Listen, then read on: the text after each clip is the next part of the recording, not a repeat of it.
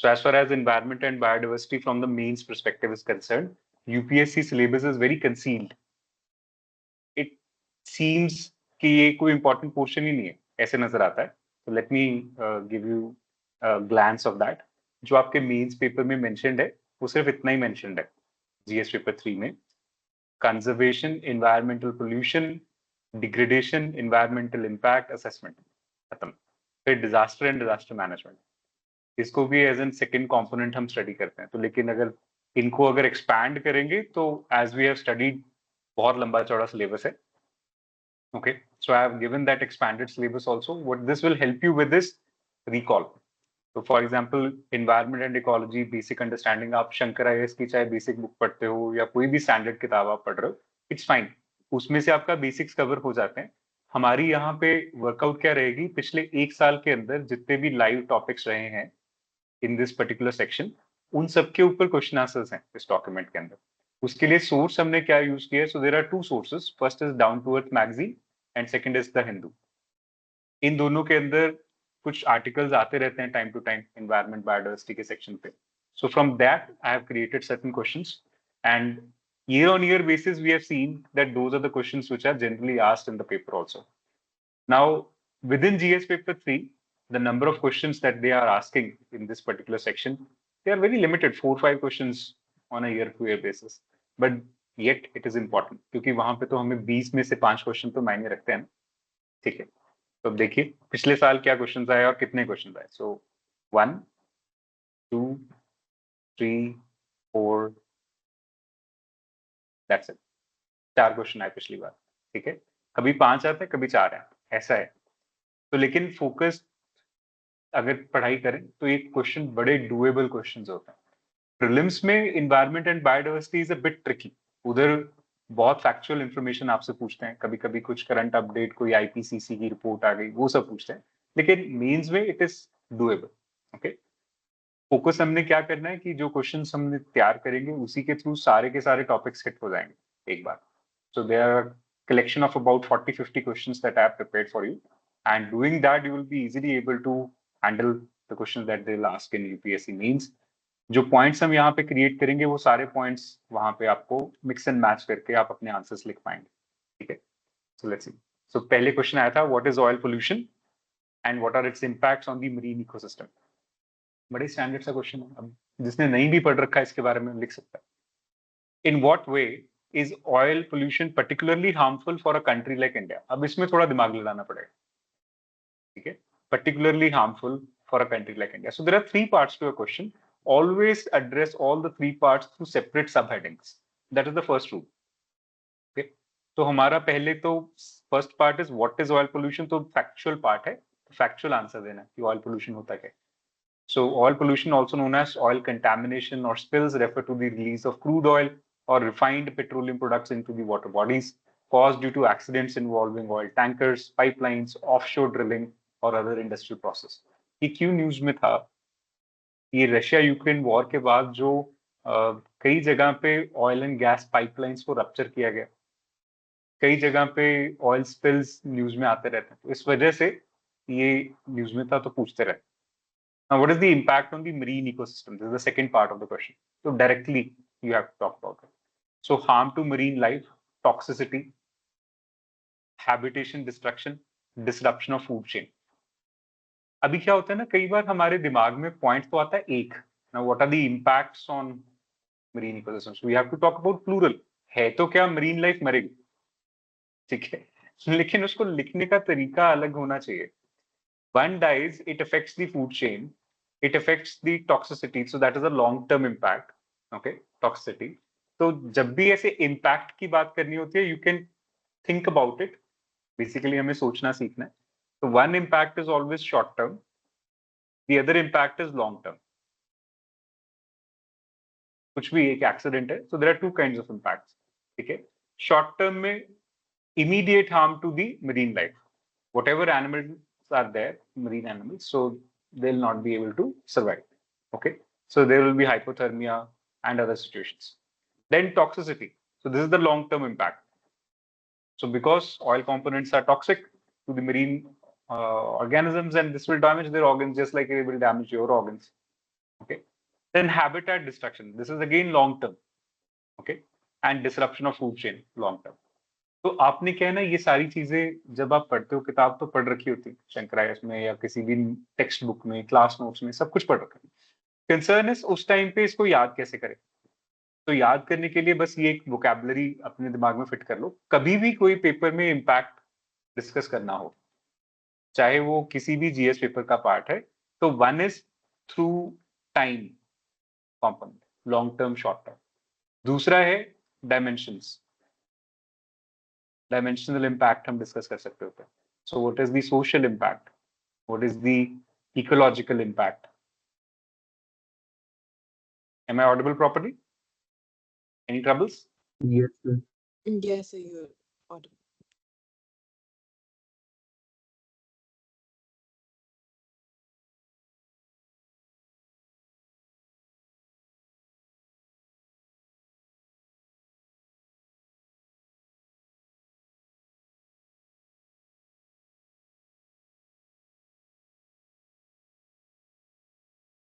Hi, some trouble with the workout, coming back.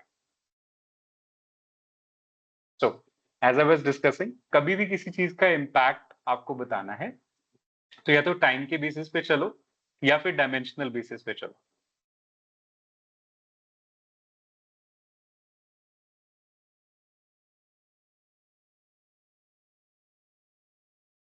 Is the screen visible to you all? Sakshi? No, sir. Not right now, sir. Give me a moment. मैंने देखा है कि जब कोई नया बच्चा आता है ना, तो उस टाइम पे थोड़ा थोड़ा एक्सेप्ट करने में टाइम लगता है। अभी दिख रही है?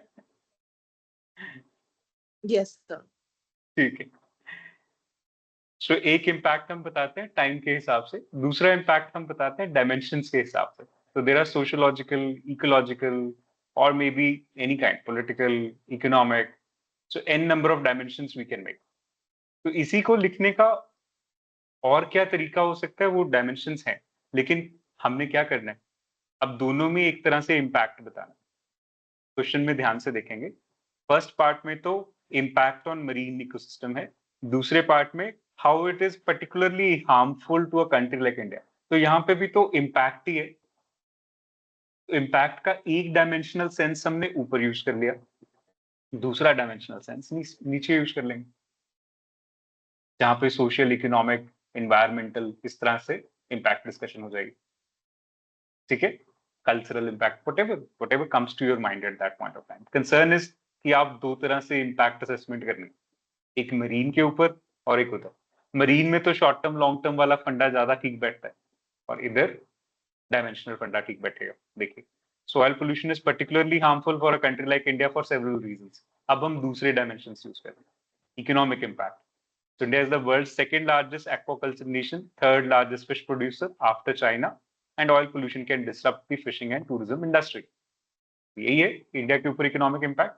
इन्वायरमेंट तो हमारे coral reef, mangroves, marine ecosystem उसको खराब करता है, तो लॉस ऑफ बायोडाइवर्सिटी है। Health implications, so there is a long coastline and a lot of people are dependent on sea for the food, so definitely coastal communities and people will be having health implications, high impurities in, और basically जितना भी fish catch होगा उसमें भी गड़बड़ आएगी कहीं ना कहीं पे। तो ये हमारे तीन डायमेंशन यहाँ पे बन गए। ज्यादा भी बना सकते हैं, बट एक कंसिडरेशन है, the answer has to be within 250 और 150 वर्ड्स, और ये 150 वर्ड वाला आंसर है। तो इसलिए तीन तीन डायमेंशन दे दिया, बहुत है।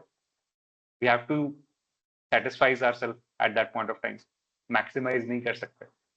Soil pollution is a matter of concern for India, and the efforts to prevent and mitigate the impact of oil spills are essential to protect the country's coastal environment, economy, and well-being of its coastal communities. This is the conclusion to basically rounding off everything. इस तरह से one by one questions handle हो जाते, सिर्फ सोचना सीखना कि कौन से पॉइंट्स कहाँ डलेंगे। Then next, adoption of electric vehicles is rapidly growing worldwide. How do electric vehicles contribute to reducing carbon emissions? And what are the key benefits they offer compared to traditional combustion engine vehicles? अब India में भी fame scheme चल रहा है faster adoption of electric vehicles के लिए, उसका second phase है अभी, फेम 2.0। तो एक तरह से ये पूछना बनता है गवर्नमेंट अभी कि हम ई व्हीकल्स की तरफ जा रहे हैं, ठीक है नहीं, कोई बेनिफिट्स है इसमें, बहुत सारे लोग खरीद भी रहे हैं। ओके, सो अब क्वेश्चन का पहले ये देखिए कि की एस्पेक्ट्स क्या हैं, किनको एड्रेस करना। How do electric vehicles contribute to reducing carbon emissions, this is the first part. तो जब हाउ पूछते हैं तो हमें प्रोसेस बताना होता है, स्टेप 1 ये करेंगे, स्टेप 2 ये करेंगे, लाइक दिस, ठीक है। And what are the key benefits they offer compared to traditional combustion engine vehicles or internal combustion engines, ICE. Okay, so two parts to the question. First has to be procedural, second has to be factual. Key benefits बताना. Okay, let's see. So adoption of e-vehicles has been on a rise globally due to increased environmental awareness and increasing government incentives for ensuring more sustainable transport options and controlled rising temperatures. Now, what is the role of e-vehicles in reducing carbon emissions? Always make a headache. जब 2, 3, 4 parts हैं question के तो headings बनाना जरूरी है। अब ये भी 150 word का आंसर है तो इसमें लिमिटेड ही कंटेंट दिया जाएगा, तो प्रायोरिटाइज करना जरूरी है। So EVs being more energy efficient consume energy or less energy than traditional vehicles and emit less greenhouse gas emissions. First point, efficiency. Then they reduce dependency on fossil fuels, particularly gasoline products, and hence diversify energy basket. Economy, efficiency, economy, and third is effectiveness. याद है ना, 3E formula. Now EVs run on electricity which can be generated by cleaner sources like renewables. It reduces direct emissions of greenhouse gases like carbon monoxide, carbon dioxide, and so on. Okay. So this is effectiveness. So my thought process while writing this statement is just based upon the 3E formula: efficiency, economy, effectiveness. फिर एक और extra डाल दो, the transition from internal combustion engines to electric motors reduce carbon dioxide emissions and other pollutants, contributing to improved air quality and a greener future. ये benefits देने ना. Okay, so role in reducing carbon emission, हमने बात एक ही है, ध्यान से देखा जाए तो बात इतनी सी है कि क्योंकि हम डायरेक्ट कंबशन नहीं कर रहे तो कार्बन डाइऑक्साइड का रिलीज नहीं होगा, लेकिन एक पॉइंट के 3 पॉइंट बनाने आने चाहिए। The only thing is we are cutting down fossils and we are using renewable. बात तो इतनी सी है, लेकिन इस बात को बताने के लिए हमने कुछ एक फॉर्मूला यूज करना है ताकि एक पॉइंट के 3 पॉइंट बना सके। तो efficiency, economy, effectiveness, they help you doing this. Then key benefits of EVs compared to traditional combustion engine vehicles. अब बात तो वही रहेगी 3E। अब देखो इसमें क्या किया, having lower fuel and maintenance cost, economy, EVs offer cheaper alternative than gasoline products. अगर मैं सीधा लिख देता ना इकोनॉमी, एफिशिएंसी, इफेक्टिवनेस, तो मेरा फॉर्मूला खुल जाना था एग्जामिनर के सामने, फिर मैं दूसरे पॉइंट में सेम यूज नहीं कर सकता, हालांकि लॉजिक तो उतना ही रहेगा। They can reduce a significant amount of greenhouse gas emission, especially when charged from renewable resources. EVs deliver instant torque, providing quick acceleration, responsive driving experience. They are quieter than traditional vehicles, which can lead to lower noise pollution, promoting a more pleasant environment. Generally have lower center of gravity because their batteries are placed lower, so offer better handling and comfort.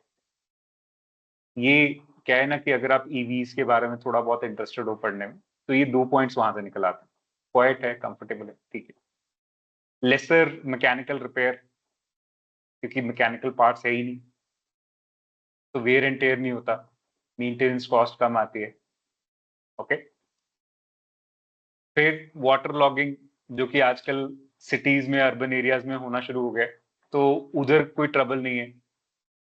It can glide through waterlogging, just that it should not float through it.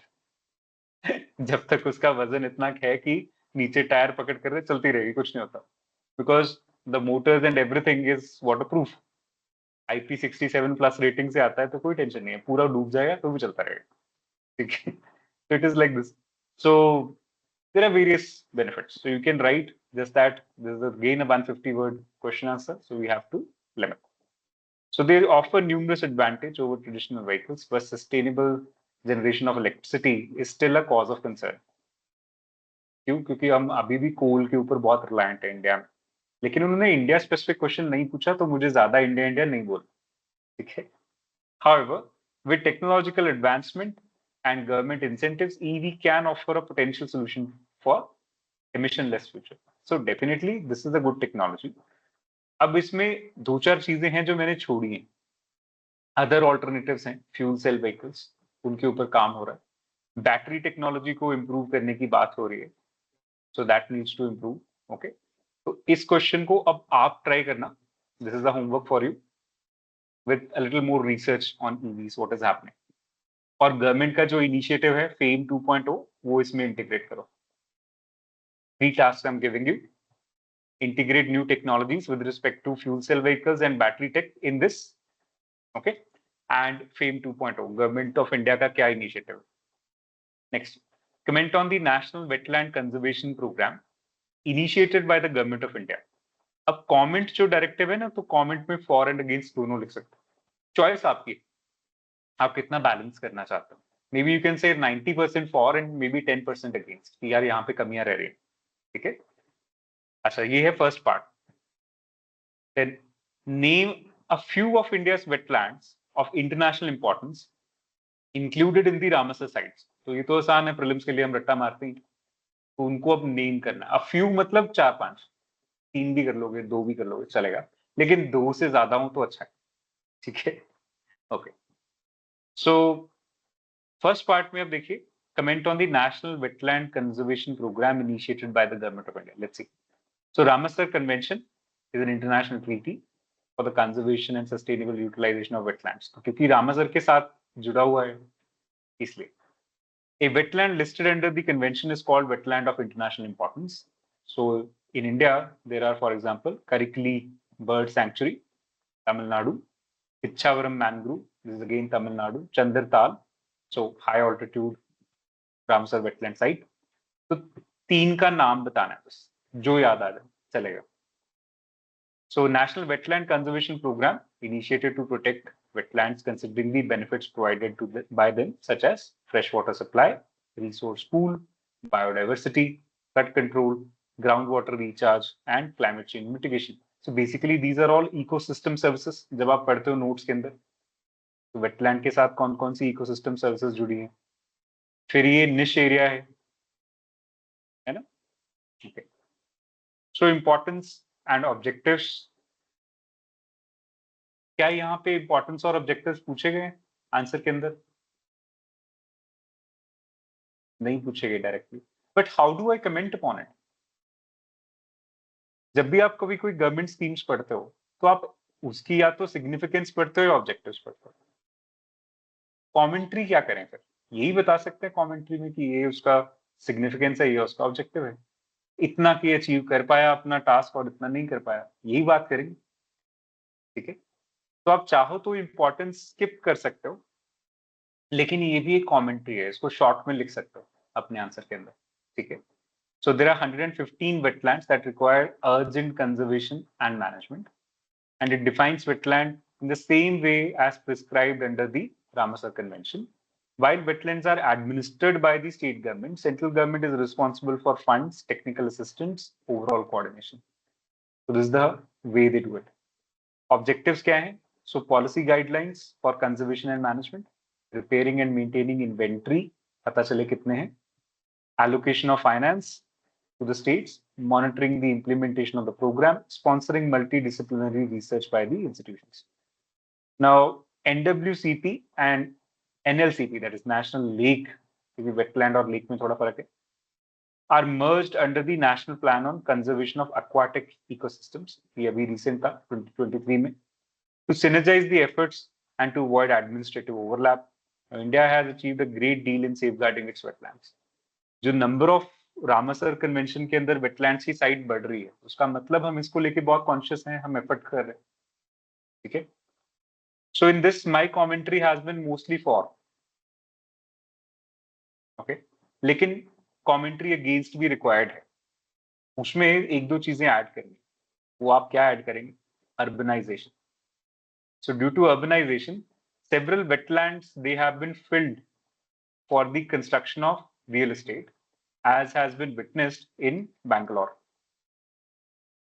So उसकी वजह से जो water supply, fresh water supply है, उसकी कहीं ना कहीं कमी आती है, वो ड्रॉप करता है.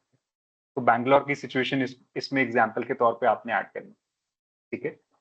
बहुत सारे इसको बोलते हैं land reclamation, land reclamation for real estate. उसमें पत्थर भर दिए, कुछ भी कर दिया, फिर उसको बंद कर दिया वेटलैंड पे. इससे भी बायोडाइवर्सिटी पे नेगेटिव इम्पैक्ट्स आते हैं. So one of the basic problem is urbanisation. Second basic problem is industrialisation. So industrial pollutants जो हैं वो वेटलैंड्स के अंदर कहीं ना कहीं डंपिंग साइट्स जो हैं वो बन जाती है. Industrial pollutants, dumps, wastage dumps. So they are also hurting the wetlands which are near to the urban areas. So this is second. Third, agricultural runoff. So agricultural runoff में जो extra fertilizers हैं, extra pesticides हैं, they run off into the nearby wetlands. So there they are causing problems like eutrophication,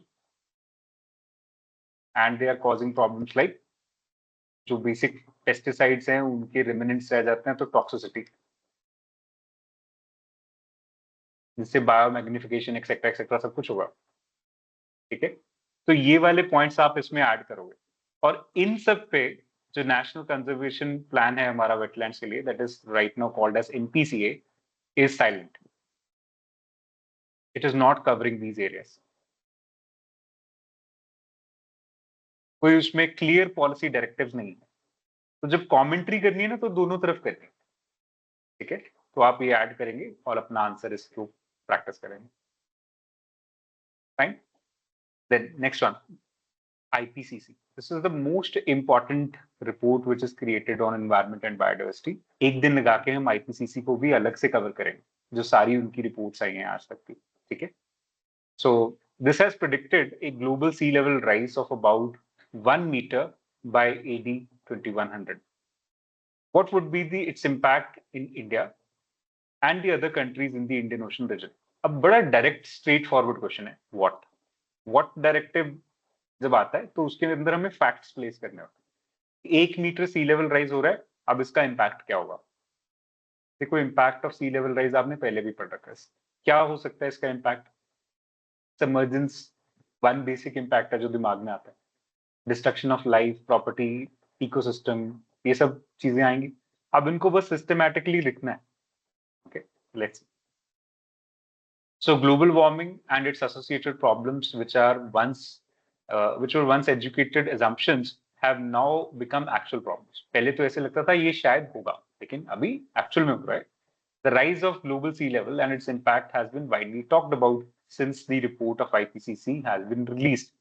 उन्होंने कुछ 9 tipping points बताए थे, उसमें से हम 5-6 हिट कर चुके हैं. टिपिंग पॉइंट्स मतलब वहां से फिर रिवर्सल नहीं है, and one leads to the other, and definitely it will keep on increasing the catastrophes related to the environment. Okay, so impact on India and the region. So first is environmental impact, second is economic impact, third is social impact. तो वही dimensional बात करनी है. अभी 3 देंगे बहुत है, क्योंकि कोर लेवल पे जब एनवायरमेंट एंड बायोडाइवर्सिटी का आप क्वेश्चन एड्रेस कर रहे हो तो ये 3 ही इम्पैक्ट लिखने हैं हमेशा. डायमेंशंस पॉलिटिकल कल्चरल इधर उधर जाने की जरूरत नहीं है. environmental, economic, social, always address these 3 impacts because they are very direct and easily relatable by the examiner also. तभी हम लॉन्ग शॉट प्ले करने की कोशिश करते हैं, लेकिन फिर वो उसको जस्टिफाई करना मुश्किल हो जाता है उतने कम वर्ड्स के अंदर.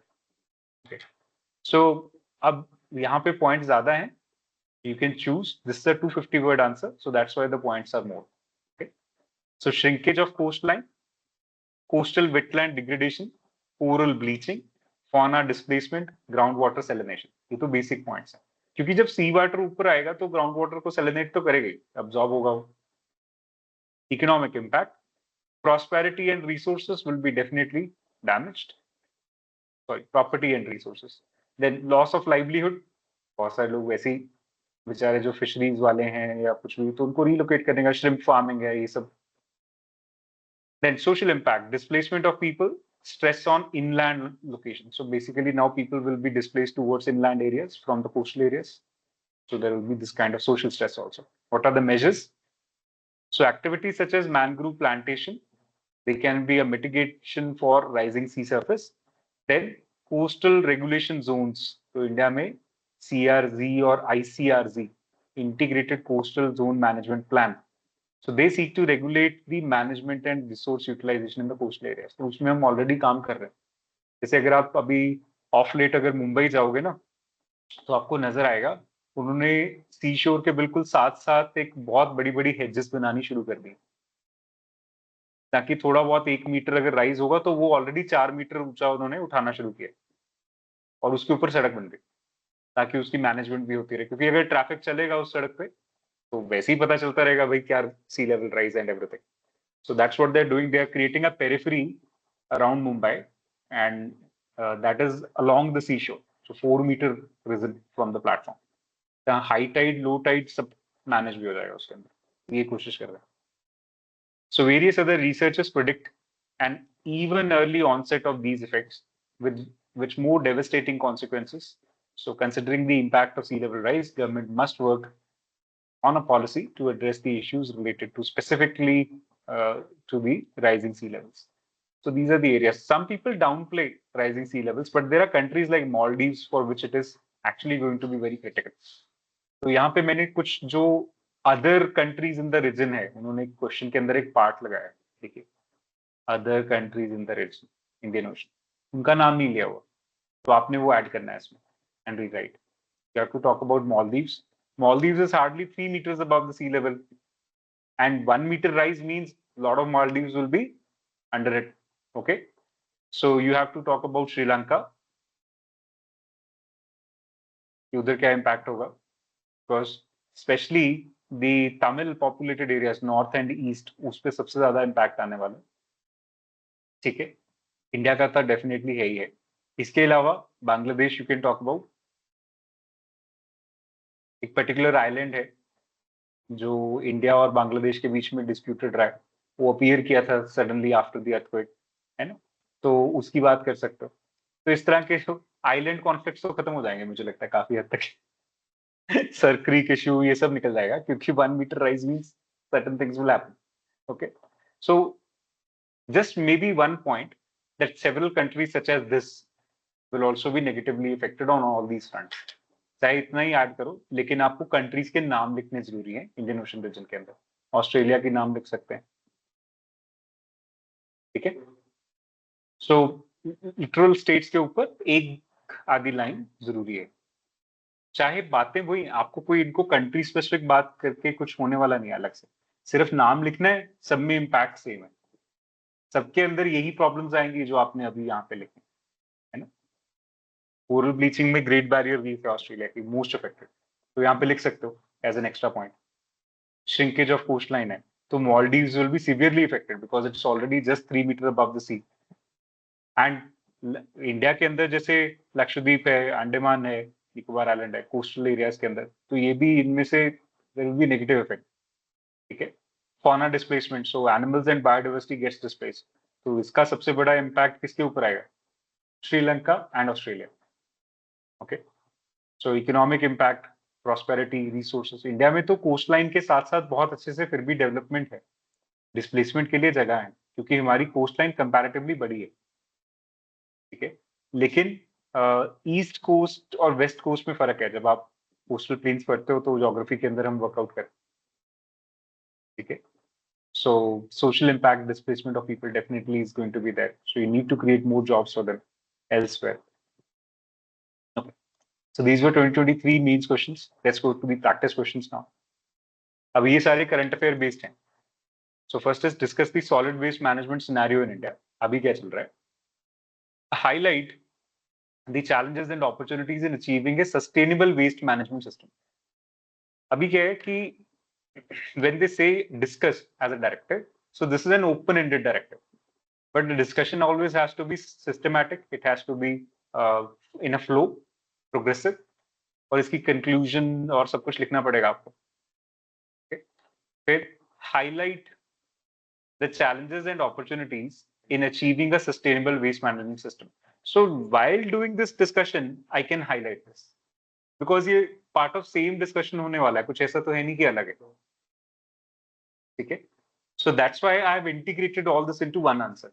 Let's see.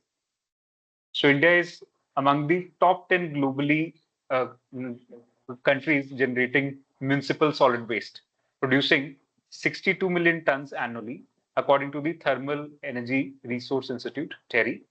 Of this, only 43 million tons are collected and just about 12 million tons are treated, leaving 31 million tons improperly discarded.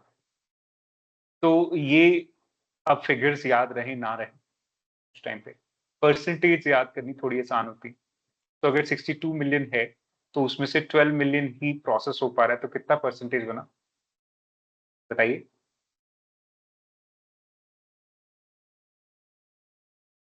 Out of 60 million, how much percentage is 12 million? 20%. Yeah.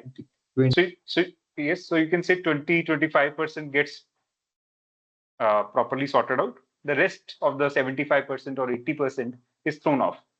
So percentage format में it's easier. 60 million tons आप याद रख सकते हो, उसके बाद you can just say 25% is properly treated approximately. It's fine. It is acceptable. Exam में आपको शायद ये एग्जैक्ट फिगर्स ना याद रहें, बट परसेंटेज के फॉर्मेट में आपको इजी रहेगा याद रखना। So as of 2021 study from Journal of Urban Management highlights that the waste includes 7.9 million tons of hazardous waste, 5.6 million tons of plastic waste, and the waste generation is projected to rise to 165 million tons by 2030. जितना भी है उसमें 100 add हो जाएगा by 2030. So the country faces significant challenges and opportunities in achieving sustainable waste management. अब challenges क्या हैं? सबसे पहले opportunities बाद में, challenges पहले। सबसे पहले infrastructure and financial constraints, क्योंकि हर चीज में पहले सिस्टम होना चाहिए, पैसे लगेंगे, फिर ही आप उसको कर पाओगे। दूसरा है पब्लिक अवेयरनेस एंड पार्टिसिपेशन। आम जनता क्या पार्टिसिपेट करती है कि नहीं, कम सॉलिड वेस्ट जनरेट करे और उसको ढंग से डिस्पोज करे। लाइक फॉर एग्जाम्पल घर में कूड़े वाला आता है तो वो बोलता है यार कि ब्लू बैग डालो, एक ग्रीन बैग डालो, एक ब्लैक बैग डालो, अलग अलग 3 होने चाहिए, सेग्रीगेट करके दो ताकि आगे उसको प्रोसेस करना आसान रहे। लेकिन नहीं, सब मिक्स करके देते हैं आज भी, सब नहीं। Technological limitations and diverse waste stream. So इतने तरह का वेस्ट हम सब एक ही जगह पे फेंक देते हैं। ई वेस्ट भी उसी में है, डोमेस्टिक वेस्ट भी उसी में है, तो it's very difficult to deal with it. Challenge with the informal waste sector and land scarcity. तो इंडिया में डंपिंग ग्राउंड्स कम है, इसीलिए दिल्ली में देखो ना माउंटेन एरियाज क्यों बन रहे हैं अलग से, डंप माउंटेन्स। चंडीगढ़ में भी है अब तो, दिल्ली क्यों? तो you go to dumping ground here nearby, 4-5 पहाड़ तो उधर भी। तो it is like this. So we have to be very considerate about this and moreover it is a informal sector. सारे का सारा वेस्ट मैनेजमेंट इंडिया में कोई कंपनी लेवल पे फॉर्मलाइज्ड गवर्नमेंट वर्कआउट पे पॉसिबल ही नहीं है। हालांकि म्युनिसिपल कॉर्पोरेशन ट्राई करती हैं मैनेजमेंट करने की, लेकिन इनफॉर्मल है। Utilization of waste as resource through circular economy and practice, अब ये अपॉर्चुनिटी है। Then strengthening the regulatory framework and policy initiatives, कोशिश तो की हमने वेस्ट मैनेजमेंट रूल, स्वच्छ भारत मिशन, ये सब करने की। Sustainable financing and public private partnership, किसी भी स्कीम को चलाने के लिए we have to deal with this. Technological advancement in waste to energy, so incineration plants and all can be done. Community engagement, education and capacity building, so that's very important जब तक लोग साथ में नहीं जुड़ते। So ये सारे challenges and opportunities यहाँ पे आ रहे हैं।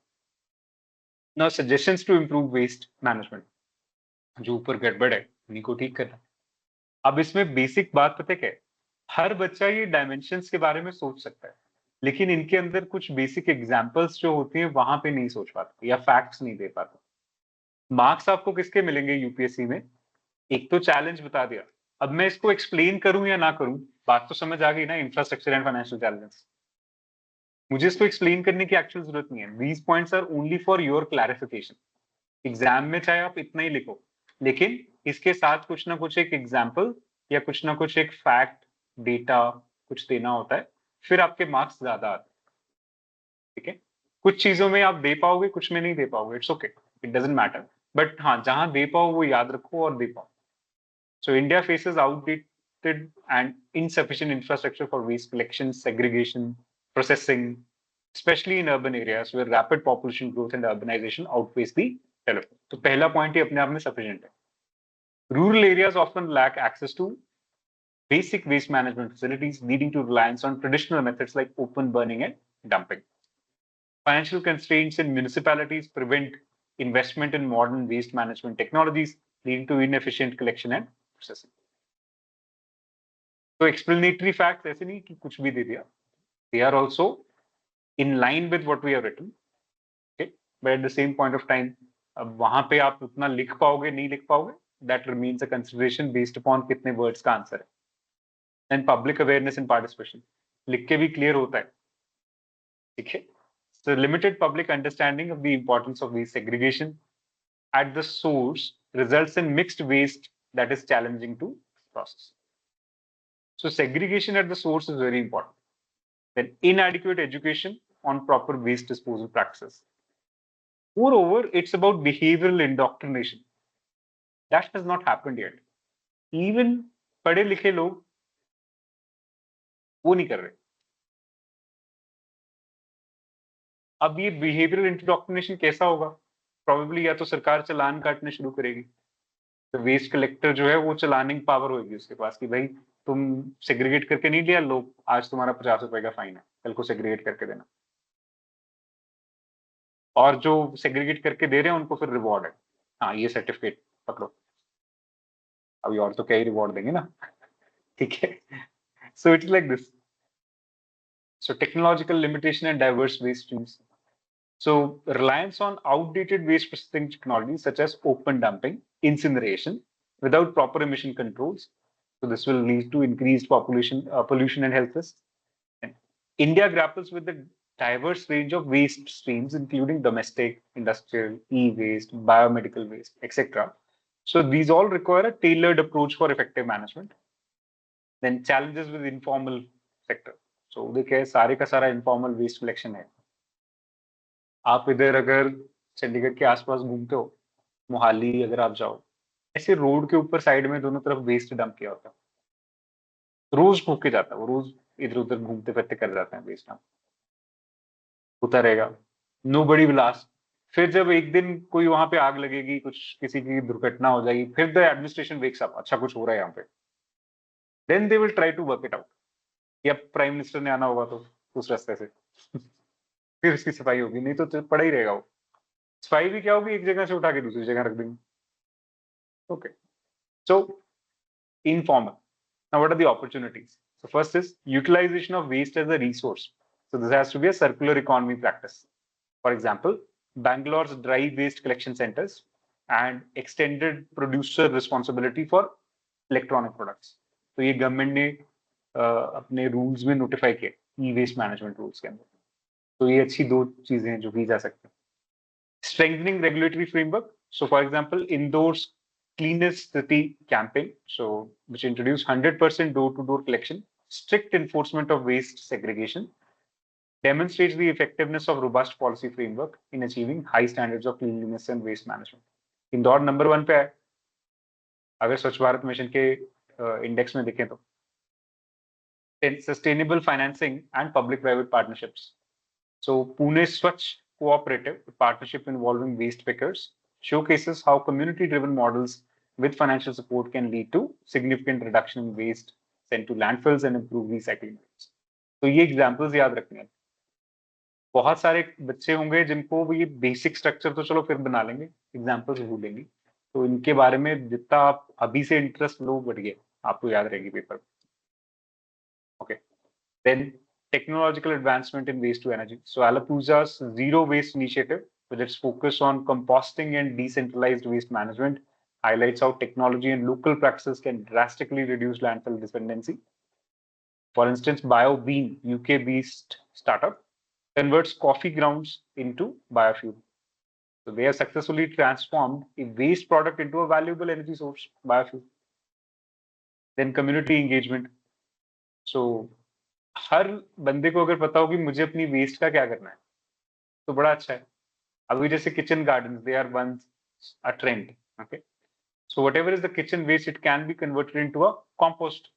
इट इज जस्ट दैट क्या वो कॉम्पोस्टिंग एरिया आपने अपने घर में क्रिएट किया या नहीं। स्पेस होते हुए भी कई बार हम नहीं करते कि कौन ही दिमाग खराब करे। It will lead two of course methane gas and everything. तो एनर्जी के लिए भी हम यूज कर सकते हैं, लेकिन people don't work on it as much. It is just that whether we are able to engage the community in day-to-day activity with respect to waste. Public awareness campaign. So Indore is an example again.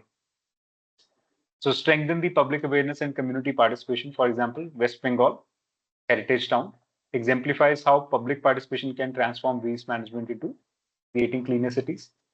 Adopt region-specific bottom-up planning. Bottom-up means लोगों से शुरुआत होकर ऊपर तक जाए, लोग बताएं कैसे बेटर कर सकते हैं. So implement waste management strategies tailored to diverse geographical and cultural contexts of different regions in India. For example, Kerala's decentralized waste management model effectively addresses regional needs, reducing landfill dependency. अभी तक करते करते अगर थोड़ा सा ध्यान से सोचो, मैं सिर्फ स्टेट का नाम लिख रहा हूँ, केरला मॉडल, इंदौर मॉडल, कहीं ना कहीं न्यूज पढ़ते हैं आप हिंदू, वहां पे ये सब नाम आपने भी देखे, उसके बारे में बहुत डिटेल पता होना जरूरी नहीं है, लेकिन आइडेंटिफाइबली करेक्ट होना चाहिए, एग्जामिनर को भी इजीली आइडेंटिफाइबल हो तो वो एक्सेप्टेड है. तो जो आप अब सपोज स्वच्छ भारत मिशन के रिजल्ट्स आ गए, उसमें लिखा कि ये नंबर 1 सिटी है Chandigarh, Indore and all that. Delhi के अंदर भी भागीदारी मिशन चल रहा है. तो जो आपके दिमाग में आता है पॉइंट, उसको बस यूज करना सीखना है हमने. कोई बहुत ज्यादा एक्सप्लेनेशन नहीं चाहिए, बस कॉन्टेक्चुअली उसको वहां पे रखना जरूरी है. That gets you more marks, और प्रैक्टिकली आप ये कर भी पाओगे. ठीक है, okay. So decentralized schemes like Bangalore, Swachh Bangalore enhance financial resources for waste management, reducing the burden on centralized systems for improving the overall service level. It's like this. So India's path to effective waste management is challenging, but enriched with innovative solutions and determined efforts. Embracing advanced technologies, nurturing public-private partnership, and boosting public awareness are key to creating a cleaner, more sustainable future.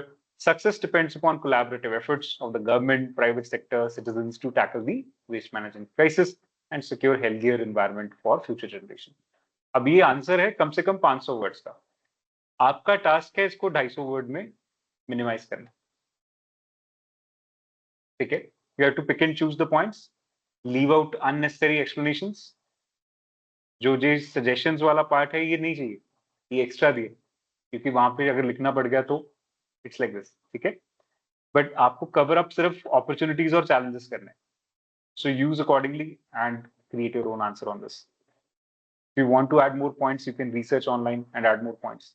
जितना data इसमें add करोगे, जितनी examples add करोगे, उतना इसकी value enrichment होगी answer में. ठीक है, next, discuss how India can mainstream biodiversity conservation in all relevant sectors of development to achieve long-term sustainability. So what do you mean by mainstreaming biodiversity conservation? It means simply कि जब भी तुम कुछ भी काम करो तो उसमें बायोडाइवर्सिटी कंजर्वेशन का ध्यान रखो.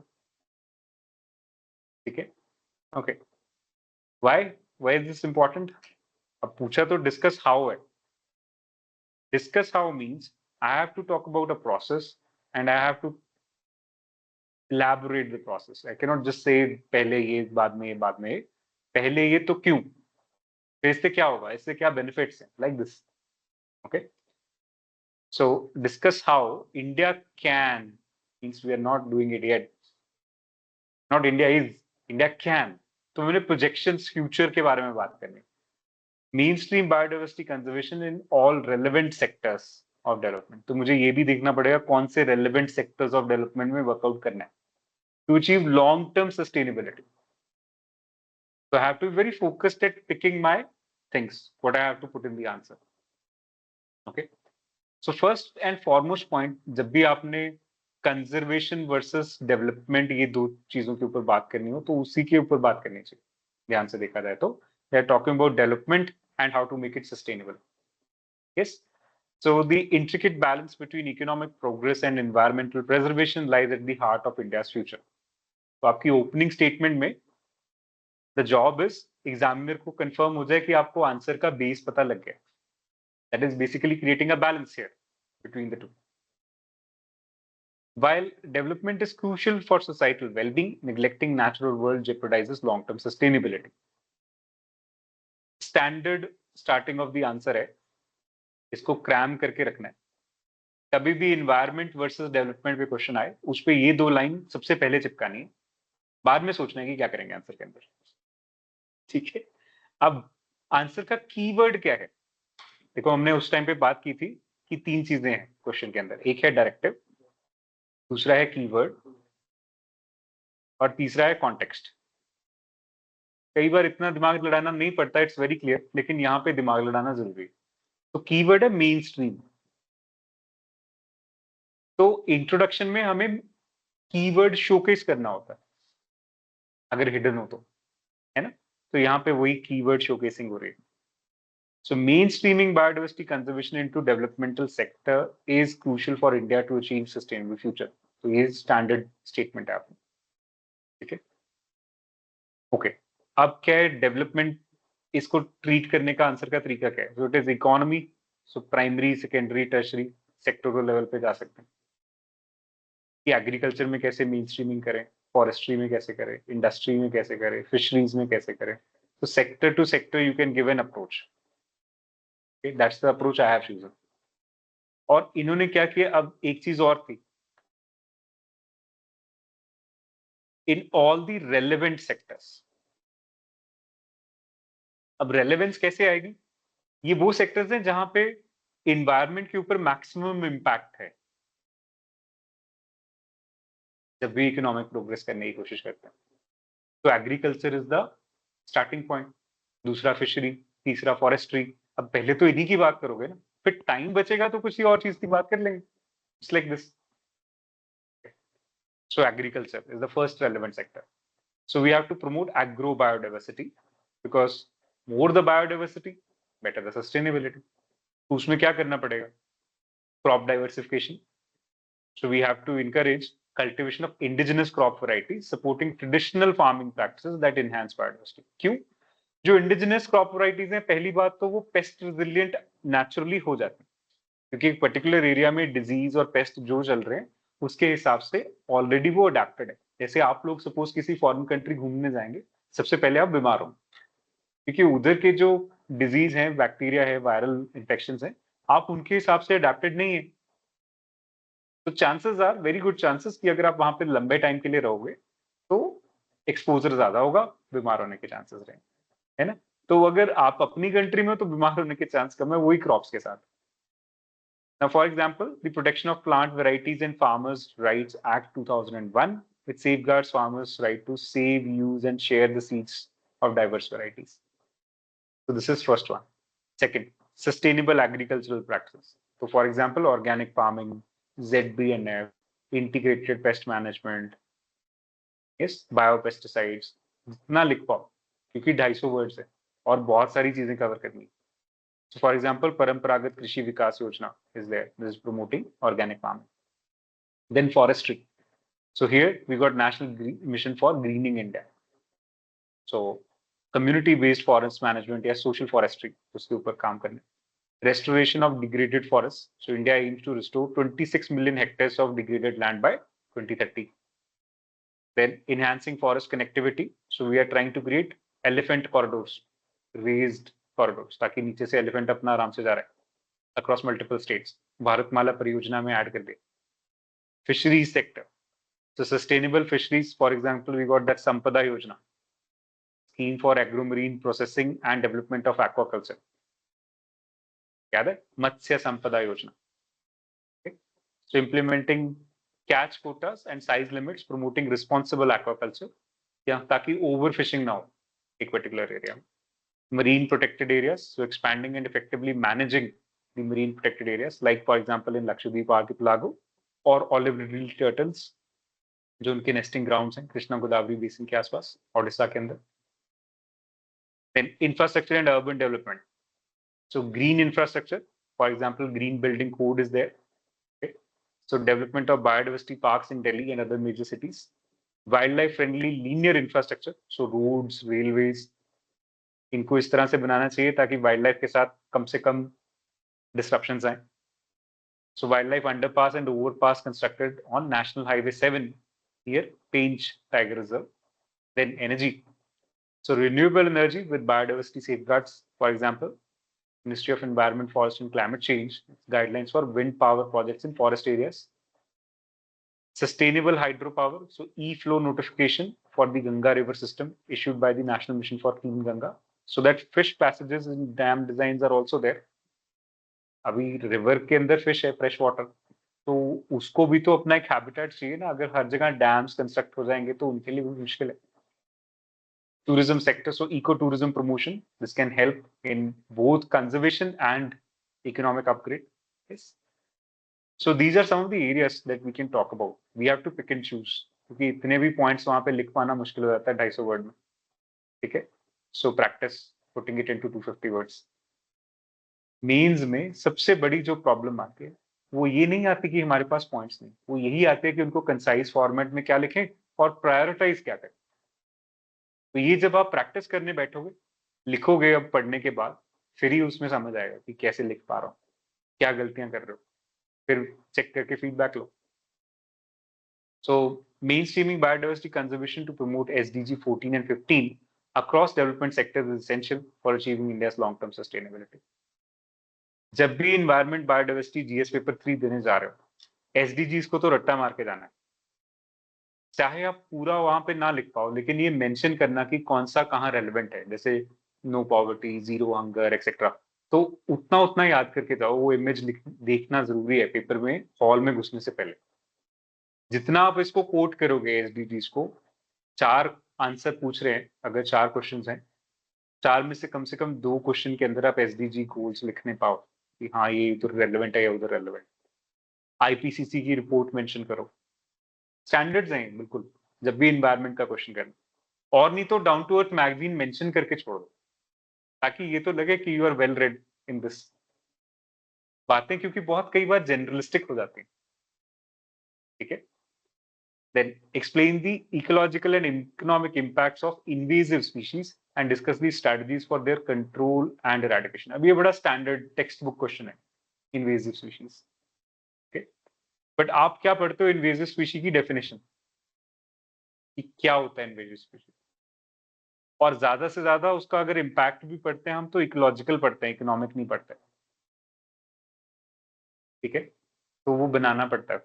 अब देखो, so invasive species is one which is non-native to a particular ecosystem under consideration and whose introduction causes or is likely to cause economic and environmental harm. क्योंकि economic लिखा था क्वेश्चन के अंदर, तो हमने यहाँ पे भी इंट्रोड्यूस कर दिया. और harm to human health, जैसे Congress grass in India, with wheat it came and now it's almost everywhere. So species such as African catfish, Nile tilapia, red-billed piranha, alligator gar dominate India's invasive wildlife list. ये तो animals में, plants में भी बहुत. According to Intergovernmental Platform on Biodiversity and Ecosystem Services, there are more than 37,000 alien species that have been introduced by many human activities in the region and biomes around the world. Invasive species को regulate करने का अगर किसी country ने सबसे अच्छा काम किया तो that is Australia. I tell you how. Australia में, विद इन ऑस्ट्रेलिया भी, आप एक स्टेट से दूसरी स्टेट कोई भी फूड आइटम्स लेके नहीं जा सकते. नन ऑफ द अबव, कुछ भी नहीं. मतलब अगर आपने फ्रूट्स एक स्टेट से खरीदे थे और आप दूसरे स्टेट जा रहे हो तो उन्होंने बिन्स लगाए हुए हैं, आपको उसमें डाल के ही आगे बढ़ना है as a general practice. 2 apples हैं आपकी गाड़ी में, ऐसा नहीं कोई नहीं, कौन देख रहा है, ले लो. इंडिया में कोई ना फेंके, गारंटीड है. ठीक है. हाँ, लेकिन उधर एक्चुअल प्रैक्टिस है और बच्चों को छोटे होते से सिखाते हैं, तो उनके बिहेवियर में इनकलकेटेड है. So see, with respect to environment and biodiversity conservation, one thing that we are lagging, और जो आप हर आंसर में लिख पाओगे, वो है lack of behavioural indoctrination. being considerate about the environment, जो कि नजर नहीं आ रहा, जो कि immediately आपको negative effects नहीं करता, is has to be a behavioral change. कि otherwise तो people will not care, because something which is going to affect maybe a third generation from you, it is very difficult for you to care. शायद आपको ना फर्क पड़े, आपके आगे बच्चों को ना फर्क पड़े, बट उनके शायद आगे जाके बच्चों को फर्क पड़ेगा. अब क्या, मैं तो निकल जाऊंगा तब तक. ज्यादातर अप्रोच यही है ना. जो 1750 से पोल्यूशन कर रहे हैं अंग्रेज लोग ब्रिटेन में इंडस्ट्रियल रेवोल्यूशन के बाद से, उनकी भी अप्रोच यही थी, अरे हम तो निकल जाएंगे तब तक. लेकिन नाउ ये सब सोचते सोचते ही तो आज ये टाइम आ गया. Okay, so ecological and economic impact of invasive species. Let's see first. Alteration of food webs and habitat structure. अब always try and work on technical vocabulary. क्योंकि बहुत जनरल लैंग्वेज में लिख के आओगे बात नहीं बनेगी, नंबर कम मिलेंगे. जितनी टेक्निकल वोकैबुलरी याद है उतनी लिखो पेपर में, ठीक है, आदत बनानी है लिखने की. Then social, cultural and health impacts on local communities. So for instance, Prosopis invasion has blocked migratory routes in the Run of Kutch, reducing the access to water resources, and has also led to conflicts among the pastoralists over reduced grazing resources. So economic impact भी, social भी, cultural भी, health भी. Then widespread invasion in Indian forests. So it is estimated that Lantana camara, a plant invasive species, has invaded about 40% of India's forests, particularly degraded forests of hot and humid areas. So it is widely distributed across the landscapes, with maximum invasion in fragmented dry deciduous forest in central India, Shivaliks and southwestern Ghats. Then management expenditure. मुश्किल क्या नामुमकिन सा हो जाता है, क्योंकि invasive species ना quite resilient है एक बार जब डोमिनेट करना शुरू कर देते. So what you can do is prevention, early detection and control, but complete eradication बाद में बड़ा मुश्किल. What are the strategies? So globally there is a convention on biological diversity. So within that, अब ये technical fact है, article 8H states that each party should prevent introduction of, control or eradication of alien species that threaten the ecosystem habitat of species. देखो, एक तो alien species हैं जो नहीं trouble कर रहे, आए थोड़ा बहुत इधर उधर, सीजनल है, चलेगा. कोई नॉर्मल क्रॉप्स को, ह्यूमन हेल्थ को, एनिमल हेल्थ को नेगेटिवली इफेक्ट नहीं कर रहा. एक है जो कर रहा है. अब दोनों में से we have to pick and choose. So that's why this particular thing that threaten the ecosystem को लिखा है. Then Kunming Montreal Global Biodiversity Framework. So here, target 6 of the framework as an agreement under the UNCBD, that is Convention on Biological Diversity, requires the member states, including India, to reduce the impact of invasive alien species on biodiversity and ecosystem services by 50% by 2030. So Kunming Declaration है, framework. IUCN Invasive Species Specialist Group. This is another international workout. So this manages the global invasive species database and the global register of introduced invasive alien species. Then National Biodiversity Action Plan. So here target 4 specifically focus on management of invasive species. And then this National Action Plan on invasive alien species. So this focuses on preventing the introduction, early detection, control, management of established invasive species. अब इनका क्या है ना कि आप सिर्फ नाम भी लिख के आओगे तो चलेगा फिर. इधर जब ऊपर इंटरनेशनल की बात करो, साथ ही नेशनल साथ में दे सकते हो अगर आपको लगे कि ओवरलैपिंग है ऑब्जेक्टिव के लेवल, ठीक है. सो while invasive species present significant challenges, concerted efforts on the global community coupled with innovative strategies, strong governance provide hope for preserving biodiversity and maintaining healthy ecosystems. Okay, last question for the day. So as human settlements expand and encroach on wildlife habitats, conflict between human and wild animals are increasing, suggest measures for promoting coexistence between human and wildlife. So ये अब पूरे साल news में रहता है किसी न किसी वजह से. कभी कोई हाथी ट्रेन में टकरा गया, कभी कुछ हो गया, चलता रहता है. तो इसके ऊपर भी एक क्वेश्चन एक्सपेक्टेड है. Okay, so harmonious balance between human settlements and wildlife is under strain. India, the government data for 2022-23 recorded more than 8,800 wild animal attacks. Escalating tension jeopardizes not only public safety but also the very existence of the countless animal species. Okay. अब introduction apart, जब भी आप question लिख रहे हो एक चीज का ध्यान रखना, आंसर लिखते हुए कम से कम 1-2 बार क्वेश्चन को दोबारा से जरूर पढ़ना, ताकि आपका फोकस इधर उधर ना हो। कई बार हम गलती करते हैं, जल्दी में होते हैं आंसर लिखने में, फटाफट से लिखना शुरू कर देते हैं, फिर कुछ ना कोई डायमेंशन छूट जाती है।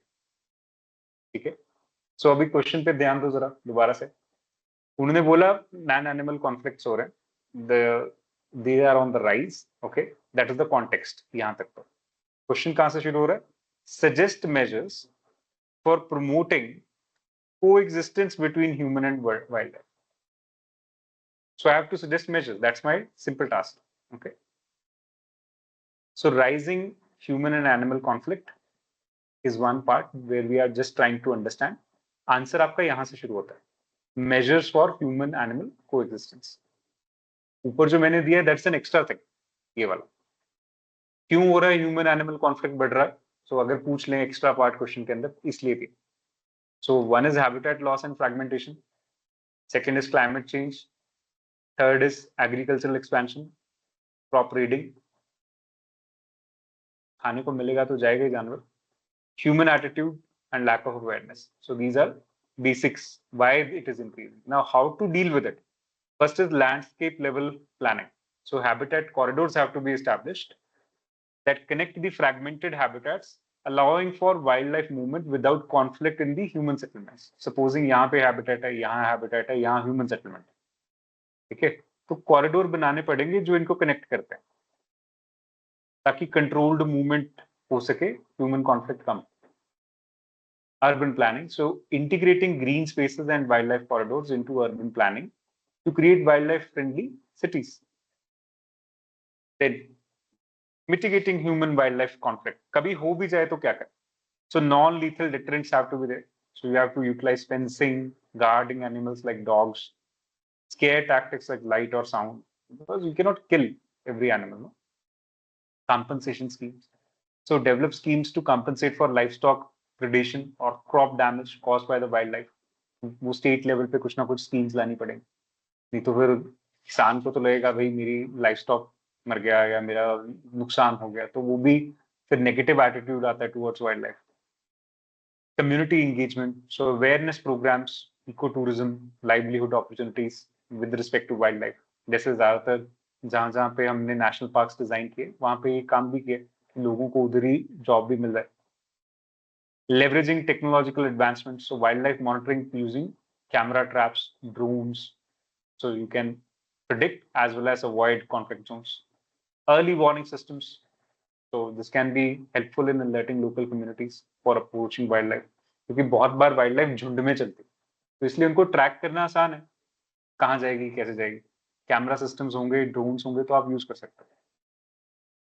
So what is required is harmonious coexistence between human and wildlife. So for this we have to develop strategies. Okay, so now these questions you must try and write and submit in today's date only. अगर आप इसको कल तक लटकाएंगे तो फिर आप काम नहीं कर पाएंगे. कल हमारे पास और 10-15 क्वेश्चन हो जाएंगे करने के लिए, तो रोज के 10-15 अगर लिख पाओ तो बहुत अच्छा. ठीक है, एक दो चीजों का जो ध्यान रखना है हमेशा जब भी आपको इन्वायरमेंट एंड बायोडाइवर्सिटी के क्वेश्चन आंसर्स लिखने हैं, वो कौन सी हैं वो देखिए. सबसे पहले टेक्निकल वोकैबुलरी, वो डाइल्यूट नहीं करने. दूसरा फैक्ट्स जितने दे पाओ, एग्जाम्पल्स जितनी नेम कर पाओ. तीसरा गवर्नमेंट स्कीम्स, किसी भी चीज के साथ अगर रेलेवेंट गवर्नमेंट स्कीम्स हैं, जैसे ऊपर हमने कुछ नाम दिए, तो उनको याद रखना इंडिया के लेवल पे, क्योंकि वो आप एज एन एग्जाम्पल भी कोट कर सकते हो और कभी कभी उसके थ्रू भी क्वेश्चन डायरेक्ट आ जाता है. तो इन चीजों का ध्यान रखते हुए आंसर लिखिए. इंक्लूड करने की कोशिश कीजिए 150 वर्ड. जब भी आंसर लिखो स्ट्रक्चर्ड लिखो. स्ट्रक्चरिंग आपको ने अभी देख लिया कि जब भी इम्पैक्ट के बेसिस पे स्ट्रक्चरिंग करनी है, क्योंकि एनवायरनमेंट में ज्यादातर क्वेश्चन इम्पैक्ट बेस्ड आता है, ये आपने देख लिया. तो इम्पैक्ट को एक तो टाइम के हिसाब से इम्पैक्ट स्टडी कर सकते हैं, लॉन्ग टर्म, शॉर्ट टर्म, या डायमेंशनल इम्पैक्ट स्टडी कर सकते हैं, सोशल इकोनॉमिक, ठीक है, ज्यादा से ज्यादा एनवायरमेंटल। तीसरा, जब भी हम कोई सजेशंस देनी है किसी भी लेवल पे, तो सजेशंस के अंदर 3E फॉर्मूला एक है हमारे पास, एफिशिएंसी, इफेक्टिवनेस एंड इकोनॉमी, उसके बेसिस पे सजेशंस दी जाती हैं। तीसरा सजेशन देने का तरीका सस्टेनेबल डेवलपमेंट गोल्स के साथ अलाइन करके दिया जा सकता है। तो ये इतनी सी चीजों का अगर आप ध्यान में रखोगे तो ये एनवायरनमेंट एंड बायोडाइवर्सिटी की आंसर राइटिंग काफी आसान हो जाएगी। ठीक है, it is just systematic observation, how you can use these things in your answer writing. So all the best. कुछ डाउट्स हैं तो प्लीज पूछिए।